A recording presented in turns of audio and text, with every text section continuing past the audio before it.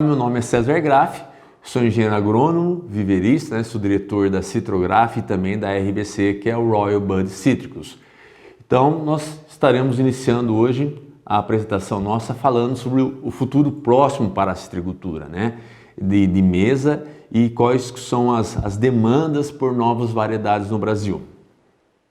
Então, fazendo uma revisão de como que está a situação de citros no mundo, né? Como que é distribuído toda a categoria de citros, laranjas, tangerinas, limões e grapefruit. Então, se pensando o mundo como um todo, 57% dos citros no mundo é composto por laranja, principalmente em função dos plantios ocorridos no Brasil, né? Nós sabemos que o Brasil é o maior produtor de laranja do mundo, então ele compõe bastante esse número de 57% de laranjas. 27% dos citros do mundo são tangerinas, mas aí não tem a participação do Brasil, a participação nossa é muito pequena. Basicamente a China, né, que é o grande produtor de tangerinas do mundo e também o grande consumidor, a gente vai estar falando bastante disso. Limas e limões, né? Quando nós falamos em limões, trata-se daquele que nós chamamos dos limões verdadeiros, o tipo siciliano. E o nosso famoso limão Tahiti, na verdade, ele é considerado tecnicamente como uma lima ácida Tahiti. E também grapefruit, né? Pouco plantado no Brasil, mas ele tem uma participação importante mundialmente. Traduzindo isso para o Brasil agora, né? Como eu falei, a participação de tangerinas no Brasil ainda é muito pequena. Na verdade, a produção ainda é pequena, o consumo ainda é baixo, a gente vai estar falando um pouco mais sobre isso aí. Lembrando que da nossa citricultura, 89% são laranjas, certo? E lembrando que esses números, o que compõe esses números são a citricultura da região sudeste do Brasil, né? Principalmente São Paulo e Triângulo Mineiro, onde 70% de todas as citriculturas estão nesses dois estados, São Paulo e Minas Gerais. E 8,4% de limas ácidas, né? Aí sim o limão Tahiti tem uma participação extremamente importante, tanto para o mercado interno como no mercado de exportação. Nós colocamos aí as áreas, né, para vocês terem uma ideia. Esses dados são do último inventário que o Fundecitro junto com o PES fez, então da data de 2019, mostrando que no Brasil nós temos uma área aí de 12.204 hectares de tangerinas. 39 mil hectares de limas ácidas e limões e 414 mil hectares de laranjas, né? Na verdade, esses dados é da região sudeste, onde compõe São Paulo e Triângulo Mineiro. Pensando nesses estados, né? São Paulo e Triângulo Mineiro, aqui uma distribuição mais por variedades, né? Então, como todos sabem, né? Predomina no Brasil a variedade a Pera-Rio, com 31,4%, seguido da Valência, 10% de Hamlin e 9,7% de Natal. São as principais variedades laranjas que compõem a nossa citricultura, uma citricultura que ela é 70% a 75% voltada para o processamento de suco de laranja, né? As variedades especificamente para mercado de mesa ainda são baixas, né, comparada às principais. Por exemplo, nós temos aqui somente 1,3% da citricultura no estado de São Paulo com o Murcote, 1,3% também com o Poncã, e a Poncã ainda diminuindo em função do greening, cada ano que passa ela diminui no estado de São Paulo, sendo que o limão Tahiti já tem uma participação importante com 6,5%, e as outras variedades num percentual menor, né, em relação ao total. Falando um pouco mais sobre as tendências mundiais, né, fazendo um resumo inicial, então mostraremos números, né, o que está acontecendo com a citricultura nos últimos 6 anos, entre 2015 e 2021. Então, começando pelas tangerinas, tá? Então, é uma tendência mundial. Nós já estamos falando isso já há alguns anos, né, das minhas participações em eventos na Associação Brasileira de Citros de Mesa, na Semana de Citricultura ou no Dia do Verista. A gente já vem relatando isso, que é uma grande tendência mundial, o aumento dos plantios de tangerinas. e também um aumento do consumo mundial de tangerinas. E o gráfico aqui, essa planilha mostra claramente isso, né? Então, se nós imaginarmos aqui de 2015, essa linha verde, a 2021, houve um aumento na produção na taxa de 15%, seguido também por um aumento de consumo de 15% do consumo. Observe essa linha aqui, de 2015 a 2021, um aumento de 15% do consumo. Então, realmente mostrando a importância que as tangerinas têm a nível mundial. E como eu falei inicialmente, principalmente puxado pela China, né? A China é disparado o grande produtor mundial de tangerinas, mas também disparado, observe essa linha aqui, né, como o grande consumidor mundial de tangerinas, né? E novamente mostrando os dados aqui, né, a importância que tem o consumo crescente de tangerinas no mundo, né, que é uma tendência que a gente já vem relatando já há alguns anos. E nós costumamos falar do mundo e a gente sempre está chamando a atenção para os nossos vizinhos, né? Como que estão outros países da América do Sul em relação ao plantio de tangerinas. Os dados do Chile a gente já vem mostrando há alguns anos e acompanhando de perto o que está ocorrendo. Então, observa aqui que na linha amarela a expansão, né, do plantio em laranjas. Na verdade, é um decréscimo do plantio de laranja, dando espaço para o aumento de plantio em limões aqui na coluna verde, mas a tangerina, ela dispara em comparando aos outros citros, como laranja e limões. Então, mostrando essa tendência do aumento do consumo, nós sabemos que países como Uruguai, Chile e Peru, o grande foco na produção de citros desses países é para exportação. Então, eles fazem os seus plantios em função da demanda dos países importadores fazem. Então, a exemplo do que já foi dito, há um aumento do consumo, então aumenta a demanda para esses países aumentarem a sua produção, né? Como Chile, Peru e Uruguai, sempre uma citricultura voltada para a exportação e mostrando essa tendência, essa característica do crescimento de plantios de tangerinas como uma tendência mundial.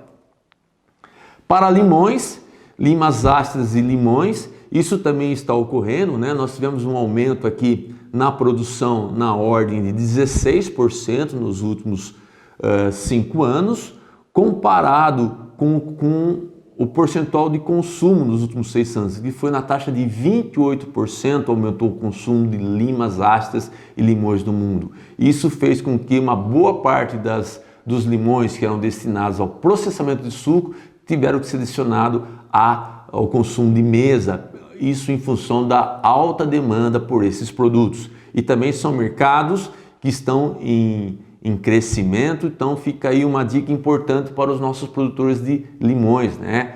A demanda pelo produto segue crescendo, assim como as de tangerinas.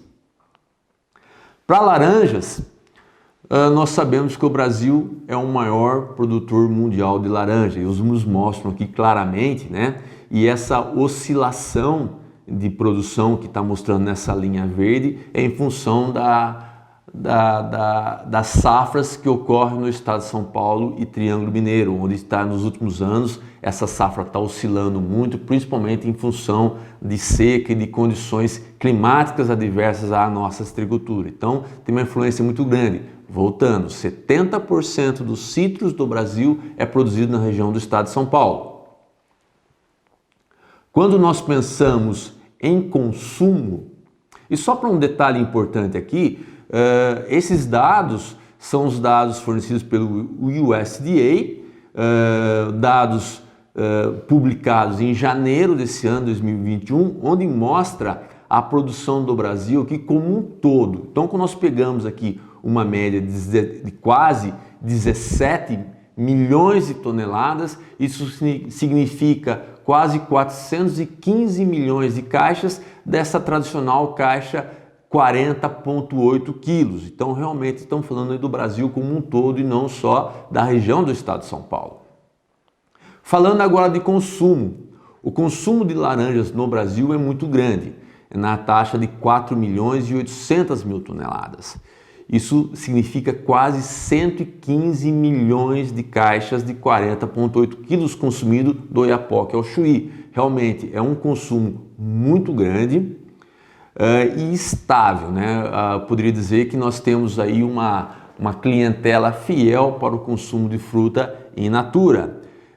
Quando nós traduzimos isso, são quase 115 milhões de caixas de laranja, né? Então é um número muito grande. Quando nós comparamos o processamento, ou seja, aquelas frutas destinadas à indústria, esse número também é muito grande e há uma oscilação em função de como é a safra no estado de São Paulo. E eu peguei aqui agora, eu fiz um resumo do que está ocorrendo no Brasil nos últimos 5 anos, mostrando a flutuação da produtividade. Então nós podemos observar nessa planilha aqui, nesse quadro, né, nesse gráfico, a produção total de citros no Brasil, de laranjas, né, isso do Brasil como um todo. Essa curva aqui mostra o total de laranjas que são processadas para suco de laranja, e essa linha aqui de baixo mostra o consumo de fruta in natura, de laranja in natura no Brasil. Então, eu diria que essa oscilação de produção no Brasil, e principalmente puxada pelo estado de São Paulo, ela acaba se tornando um problema único e exclusivamente para a indústria, porque independente do tamanho da safra brasileira, o consumo de fruta in natura ele é muito estável, ele é um consumo fiel. Então, por que eu estou explicando isso? Porque segundo o USDA, e comparando com as informações que nós recebemos anualmente aqui no estado de São Paulo, quando é feita a estimativa de safra de uma determinada produção, normalmente é divulgada da seguinte forma: o tamanho da safra do estado de São Paulo são X milhões de caixas. A indústria vai consumir X milhões de caixas, então vai ser destinado ao mercado tantos milhões de caixas. Os dados do USDA faz-nos pensar e raciocinar um pouquinho diferente. O tamanho da safra no Brasil esse ano será de X milhões de caixas. No entanto, o consumo de fruta in natura é estável, vai consumir X milhões de caixas, que são quase 5 milhões de toneladas de frutas. Então, vai ser destinado para a indústria outros milhões de caixas. Então, lembrando que o consumo no Brasil é grande, é estável, mas ainda tem muito a ser explorado, porque se a gente imaginar, e todo mundo está vendo no dia a dia, nas suas cidades, nos supermercados, que as ações de marketing para o consumo de laranja no Brasil é quase inexistente, tá? E quando há qualquer promoção nos supermercados, nas lojas, nos varejos, normalmente essa promoção está relacionada à redução de preço. Então é impressionante como que o supermercado, as lojas de varejos gostam de fazer promoção derrubando o preço das frutas no Brasil. Então qualquer festividade, aniversário da loja, comemoração de inauguração da loja, a equipe de marketing já lança o jornalzinho, primeira coisa, laranja a preço baixo como um incentivo. E a gente sabe que esse tipo de marketing ele tem um efeito muito baixo no aumento do consumo, né? Somente deprecia o fruto. No entanto, a ABCM, que é a Associação Brasileira dos Citros de Mesa, através dos seus associados, tem feito enormes esforços para aumentar o consumo de citros no Brasil de uma forma diferente, de uma forma bem mais profissional. Então nós vemos aqui alguns associados, o exemplo aqui da Alfa Citrus e outras empresas como exemplo, tem feito grandes promoções em pontos de vendas, que eles costumam chamar ativação do produto, através de licenciamento de marcas também para alavancar toda essa venda, toda essa ação de marketing. E também o uso muito intensivo das mídias sociais, onde eles conseguem dessa forma explorar e distribuir as informações, principalmente ligadas aos atributos de qualidade desse produto. Então são ações muito interessantes que a ABCM está fazendo. Essa associação tem uma ação muito forte no Brasil e está de parabéns com os resultados alcançados. E um outro detalhe muito importante dos associados da ABCM é a divulgação da marca própria em seus produtos. Então isso é extremamente importante, que esses citricultores, esses produtores estão de uma forma muito corajosa, né, e profissional, colocando a sua marca nos seus frutos que estão lá na gôndola dos supermercados. Isso comparando o que a maioria dos mercados existe, aquela fruta a granel nos supermercados. Essas empresas que colocam a sua marca própria em seus produtos, eles estão numa categoria diferente, eles estão num patamar muito acima dos demais produtores. E o que significa quando esse produtor coloca a sua marca própria? Um grande compromisso com o seu cliente, onde eles garantem a qualidade dos produtos que estão sendo vendidos. E quando isso ocorre, o consumidor final vai lá, compra uma fruta, compra uma tangerina, consome um limão, como aqui da empresa Okuma.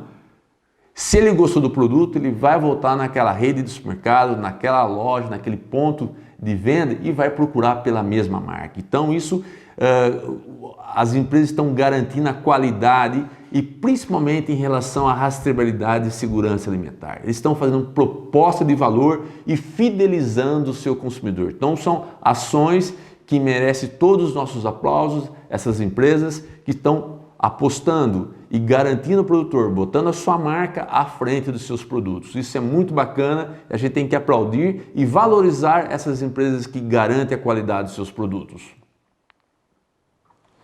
Uma outra ação importante que a BCM está desenvolvendo e é necessário para o Brasil é a correta denominação dos seus produtos.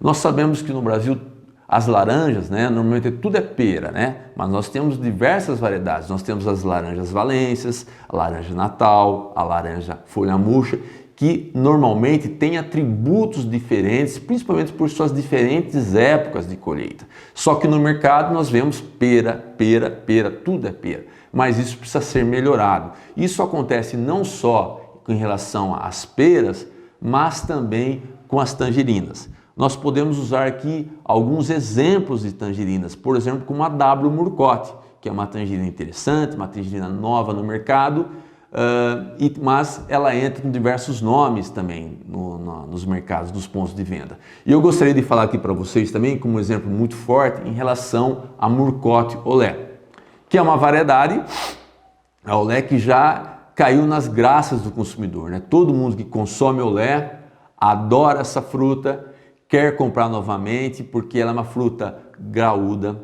uma fruta muito bonita, tem uma coloração bem intensa, como vocês estão vendo na foto. Ela é fácil de descascar, não tem a casca tão presa como a Murcote tradicional e ela é muito saborosa, com um número reduzido de sementes comparado à Murcote. Então é uma fruta que entrou no mercado, está fazendo um maior sucesso, uma produção crescente e um consumo crescente. E eu tenho conversado com alguns técnicos e da área administrativa do CEAGESP, e eles têm nos relatado que é visível o aumento da comercialização da variedade Murcote Olé no CEAGESP em São Paulo. No entanto, esses dados não aparecem nas estatísticas dessa instituição. Por quê? Normalmente elas entram e são vendidas com outros nomes, como por exemplo só Murcote ou tangerina.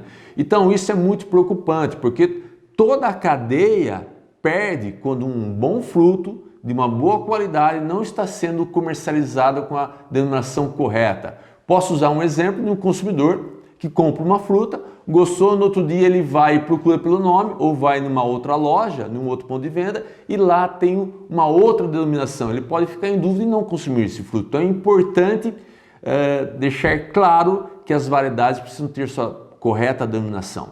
Em relação ao Olé, são dois motivos, né, que isso pode estar dificultando a real denominação da sua marca, né, do seu nome, né? Primeiro é a comunicação, né, como eu acabei de explicar. E segundo é em relação à documentação que essa variedade tem que acompanhar durante o seu processo de venda. Então, por motivos óbvios, né, nós mesmos da Citrograf, da RBC, por diversas vezes fomos aos pontos de venda que vendiam essa variedade Murcote Olé e questionamos por que essa variedade não estava sendo comercializada com o correto nome. E nos pontos de venda nos foram informados da seguinte forma, que a variedade, essa fruta, chegava nos pontos de venda com o nome errado, chegava na nota fiscal e na guia de permissão de trânsito com um nome murcote, com uma murcote comum ou com uma tangerina comum. Então não tinha como eles colocarem nos seus pontos de vendas, na sua gôndola, murcote olé, porque na nota fiscal tinha uma outra denominação. Então isso, pessoal, produtores, varejistas, vamos ter que corrigir essas informações. E lembrar que para o ponto de venda ele colocar a denominação correta com murcote olé, ele tem que comprar esse produto, receber na sua loja a denominação correta na nota fiscal murcote olé. O packing house, para emitir uma nota com murcote olé, ele tem que comprar essas frutas do produtor com murcote olé. E o que o produtor tem que fazer? Fazer a devida anotação na sua unidade de produção, registrar a sua UP com o nome correto murcote olé, de acordo com a nota fiscal das mudas que ele recebeu. Então ele tem que exigir do seu fornecedor de mudas que na nota fiscal dessas mudas e na guia de permissão de mudas esteja o nome correto, murcote olé. Dessa forma nós conseguiríamos fazer todo o processo até chegar na gôndola com murcote olé. E dessa forma toda a cadeia ganha e com certeza o fruto será muito mais valorizado e será procurado pelo consumidor final da forma correta.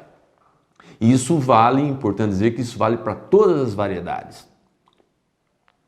Uma outra ação extremamente importante para aumentar os pontos de vendas e valorizar os produtores que trabalham da forma correta, a ABCM está promovendo as certificações para os seus associados, como a Global Gap, principalmente, e a Global Market, que tem uma parceria com a APAS, né, que é a Associação dos Supermercados.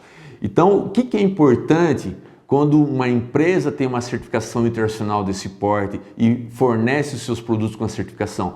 Principalmente uma garantia de uma preocupação ambiental, uma preocupação social, principalmente em relação à certificação, à rastreabilidade. Isso traduz em segurança alimentar para todos os consumidores e principalmente respeito à propriedade intelectual dessas variedades.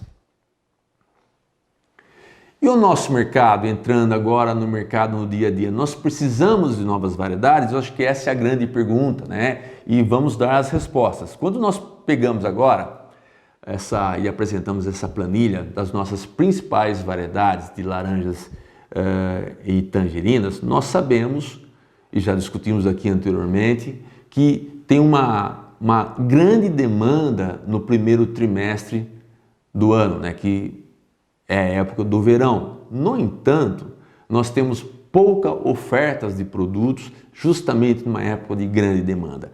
Praticamente não temos muito poucas tangerinas no primeiro trimestre e poucas laranjas. Nós colocamos aqui na tabela abaixo aqui como tangerinas e tangor, né? Nós colocamos a variedade cravo mexerica rio na produção entre fevereiro e março. Mas nós sabemos que a produção e a oferta desses produtos ainda é muito baixo. Então nós temos uma janela grande para suprir esse mercado com novas tangerinas. Isso ocorre também com laranjas. Normalmente o que ocorre no primeiro trimestre é que são as variedades tardias são esticadas, né, um pouco mais tarde para suprir essa demanda, e as variedades precoces são um pouco mais adiantadas. E o que acontece sempre no mês de março, que a qualidade das frutas que nós consumimos in natura não tem uma qualidade tão boa como o restante do ano. Então a gente precisa trabalhar e procurar e oferecer ao nosso consumidor final novas opções de variedades. E o que está acontecendo hoje no mercado, né? Quais são umas das opções? Ou você desenvolve uma nova variedade, e para desenvolver uma nova variedade leva-se muito tempo, e nós sabemos que para produzir uma nova variedade, seja através de uma hibridação ou de uma busca, de uma mutação, nós podemos levar até 15 a 16 anos para o lançamento de uma nova variedade. Lembrando que isso tem que ser testado em diversas regiões. Então é um evento difícil de se construir e envolve muito dinheiro, é muito caro desenvolver uma nova variedade. Mas isso está sendo feito. Nós já lançamos algumas variedades de sentido, como por exemplo a RBC01 e a RBC02, que são novas variedades, né? O Centro de Citricultura também já lançou recentemente a variedade Maria, mas são variedades que levaram quase 16 anos para serem lançadas. Mas a gente precisa lembrar que existem, assim como o Centro de Citricultura do IAC aqui em Cordeirópolis, existem diversas instituições no mundo que estão trabalhando sempre em busca de novas variedades. Isso porque o mercado externo tem uma demanda grande por novas variedades. No entanto, essas variedades nem sempre são iguais às que o consumidor brasileiro gostaria de consumir. Quando nós iniciamos nossos trabalhos da RBC há 12 anos, nós fizemos uma breve pesquisa com os nossos clientes e perguntamos quais seriam as variedades que vocês gostariam de plantar. Normalmente eles falam, eu queria uma poncã que produzisse o ano todo e queríamos uma pera que produzisse o ano todo. A gente sabe que isso não é tão simples. Então, dentro da RBC, nós lançamos trabalhos de curto, médio e longo prazo para as novas variedades. O nosso trabalho a curto prazo seria buscar variedades que alcançassem esse desejo do consumidor, ou seja, uma poncã. Então nós lançamos recentemente duas novas variedades, que é a tangerina de verão, que ela colhe 6 meses após a sua florada, então aqui no interior do estado de São Paulo ela vai colher no final de fevereiro e início de março, e lançamos também a Poncã Gold, que nós temos à mesa aqui, a Poncã Gold, que ela tem a sua colheita tardia, iniciando de setembro até no máximo mês de novembro aqui no interior de São Paulo. Então, a curto prazo, nós buscamos essas variedades. No entanto, a médio e a longo prazo, nós temos que oferecer ao nosso consumidor outras opções de variedades. E quando nós buscamos isso no exterior, nós temos variedades diferentes que hoje nós consumimos. Por exemplo, hoje, todos os institutos de pesquisa do mundo trabalham com uma qualidade de fruta o qual o seu mercado consumidor deseja. Então, o que o mercado procura hoje? Uma fruta de tamanho médio, com bom sabor, o principal atributo de busca é um bom sabor, de fácil pelado, né? Ou seja, fácil de descascar e com pouco número de sementes. Então, quando você pensa em trazer uma variedade, essas variedades, como estão em tela aqui, são variedades de tamanho menores do que as consumidas, no entanto, com outros atributos de qualidade. Principalmente variedades com baixo número de sementes, com excelente sabor e excelente Brix, e o que seria importante para nós, dentro das nossas janelas de produção que a gente precisaria ter. Então, o que acontece no mercado futuro? Nós temos que quebrar alguns paradigmas, tanto o sistema de produção como o sistema de comercialização, e dar opções ao nosso consumidor a novos tipos de frutas com calibres diferentes, sabor diferente e coloração diferente. Então essa é a tendência do mundo de produzir novas tangerinas. E quando nós falamos também em laranjas, nós temos outras opções de laranjas. E principalmente se nós imaginarmos que no mundo a produção de laranja está diminuindo, um setor da produção de laranja que está aumentando são as laranjas pigmentadas, que está cada vez mais aumentando, sendo lançado novas variedades de laranjas pigmentadas, aquelas laranjas com a parte interna avermelhada, principalmente com foco na busca de saúde, né, que são variedades entrando nesse foco de variedades atrelada à melhor qualidade de vida. Essas novas variedades, quando entram no mercado e são apresentadas pelos institutos de pesquisas, essas variedades, na sua maioria, elas são protegidas. Ou seja, ela tem uma patente. Para a agricultura, nós chamamos de proteção de cultivares. Não utilizamos o nome patente, são variedades protegidas. E todas essas variedades que entram no mercado protegidas, elas são acompanhadas de novos modelos de negócios que normalmente há um sobrepreço dessas variedades, que são os royalties cobrados por essas instituições. Nós explicaremos os motivos da cobrança desses royalties. Esse novo modelo de negócio, basicamente, nós temos 3 modalidades.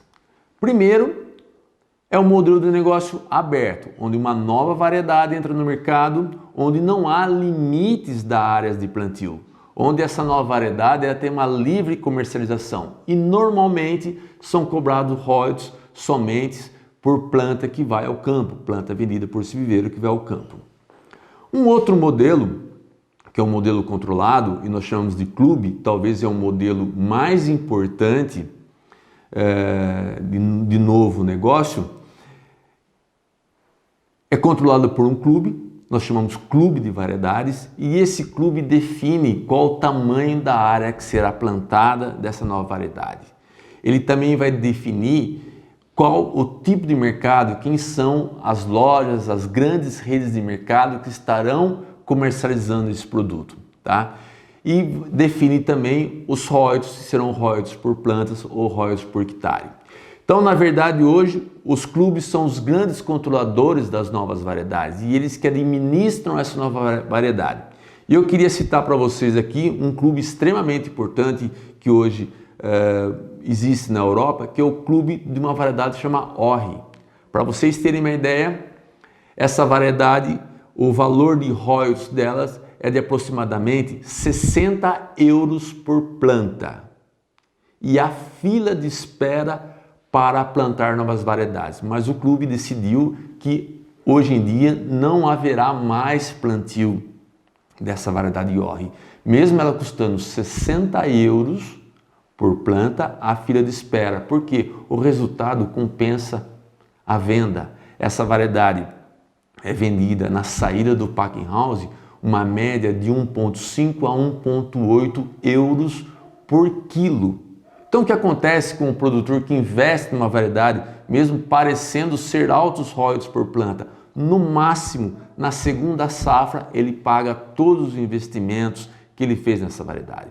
Depois ele vai seguir produzindo até o 15º ano, ganhando altos retornos de investimento nessa variedade.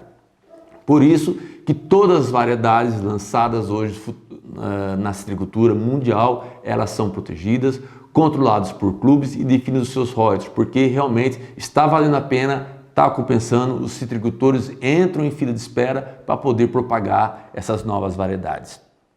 E um outro modelo de negócio é o modelo fechado, onde normalmente uma variedade é lançada por um instituto de pesquisa e essa variedade é fechada com um único grupo comercial, ou seja, é uma variedade que pertence a uma única empresa, ela vai produzir ou vai emitir licenças para os outros produtores e normalmente esses frutos são vendidos dentro da sua rede de supermercados, a sua rede de lojas seria um produto um pouco mais exclusivo, né? Então esses são os modelos de negócio para novas variedades no mundo. E quais as razões, né, para essa cobrança desses royalties, né? Primeiro, como eu falei, uma variedade leva de 15 a 16 anos de trabalho desde a sua multiplicação, desde a sua hibridação, né, para ser lançada no mercado. Quando você lança uma variedade, vocês têm que ter ideia que são mais de 15 mil híbridos que foram produzidos para nós termos ao final o lançamento de uma única variedade. Então isso gera muitos anos de pesquisas, muito dinheiro aplicado e investido num trabalho desse. Então a cobrança dos royalties é primeiro para custear o breeder, né, que é o produtor, que é o pesquisador, que lança uma nova variedade. E principalmente para gerar capital para a busca e a continuidade de novos trabalhos, porque isso é muito dinâmico. Cada ano na Europa é lançada uma variedade, mas tem várias variedades que estão para ser lançadas, então sempre em busca de novidade, principalmente em relação a sabor, calibre, número de sementes, época de colheita. Como é um mercado muito grande e um mercado que valoriza muito o produtor, então é uma busca muito constante por novas variedades e isso precisa ser pago esses investimentos, né? Então, e também uma geração de caixa, né, para fazer todo o marketing para garantir um retorno comercial para toda a cadeia que está envolvida no processo do lançamento de uma nova variedade. Quais os benefícios para os produtores que investem em novas variedades, né? Qual o retorno que ele tem? Então, primeiro, a possibilidade de ter uma nova variedade, uma possibilidade dessa variedade de numa época diferente de colheita, para ele distribuir a sua colheita, distribuir a sua receita. Tendo acesso a uma nova variedade, ele pode buscar novos mercados, seja dentro do seu país, no mercado nacional, ou até uma opção de uma exportação, ou seja, tem produtos diferenciados, vamos buscar novos mercados. Para variedades que tem no seu lançamento como principal objetivo resistências a pragas e doenças, ele terá ao final diminuição do custo de produção e também um aumento de sustentabilidade dessa citricultura. Então esses são os principais motivos para um produtor investir numa nova variedade. E para a sociedade, qual que é o benefício do lançamento de uma nova variedade tem-se para a sociedade? Primeiro, uma opção desse consumidor final a conhecer novos produtos, ter acesso a novos sabores. Segundo e principal motivo, normalmente na entre-safra, o custo dos produtos de laranja, limões e tangerinas são muito altos. E quando nós lançamos novas variedades com novos sabores e principalmente em épocas onde tem uma baixa oferta, esse consumidor vai conseguir ter acesso a esse fruto, vai ter acesso à saúde, levar vitamina C para sua casa a um custo reduzido em função que essas novas variedades estão alcançando novos períodos de produção. Então, na verdade, são novidades que agregam valor não só ao produtor, não só ao varejista, como traz muitos benefícios para o consumidor final. Essas novas variedades, existem algumas restrições de uso, né?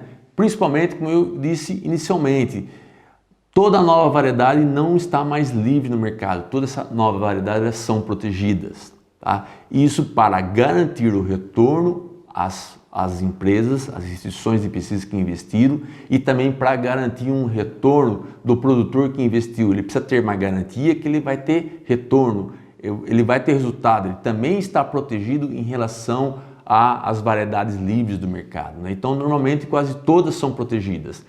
Essas variedades, por ser protegidas, ela tem uso restrito para aquelas pessoas que receberam uma licença de produção de uma nova variedade.